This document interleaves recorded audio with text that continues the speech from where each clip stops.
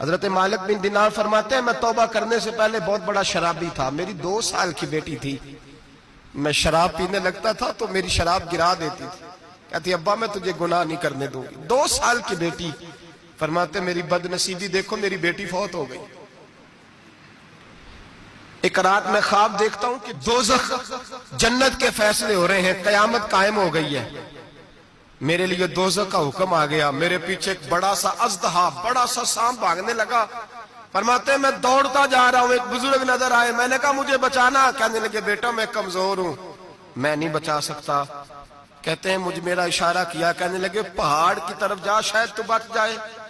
کہتے ہیں میں پہاڑ کی طرف جا رہا تھا تو وہاں سے بیٹی آ رہی تھی، میری بیٹی دوڑتی آئی، میری گود میں بیٹھی اور ازدے سے کہنے لگی دفع ہو جا، تو میرے ابو کو نہیں جلا سکتا۔ کہتے ہیں وہ 2 سال کی بیٹی کی آواز سن کے وہ ازدہ بھاگ گیا، میری گود میں بیٹھ خواب دیکھنا، میری داڑھی سے کھیلنے لگی، کہنے لگی ابا میں تجھے منع کرتی ہوں نا شراب نہ پیا کر، شراب۔ تو میں نے کہا بیٹے یہ کیا ہے سارا کچھ؟ کہا ابا جی یہ تیرے برے عمل ہے جو ازدہا بن۔ تو بزرگ کون تھے؟ کہنے لگے بیٹے ابا جی وہ آپ کا نیک عمل ہے پر وہ کمزور بڑا تھا، آپ کو بچا نہیں سکا۔ ابا جی بس کر دیں، بس کر دیں، اب آپ برے کام نہ کریں، آپ توبہ کر لیں، جو پچھلے گناہ ہو گئے میں اللہ کی بارگاہ میں سفارش کروں گی، رب آپ کے معاف کر دے گا۔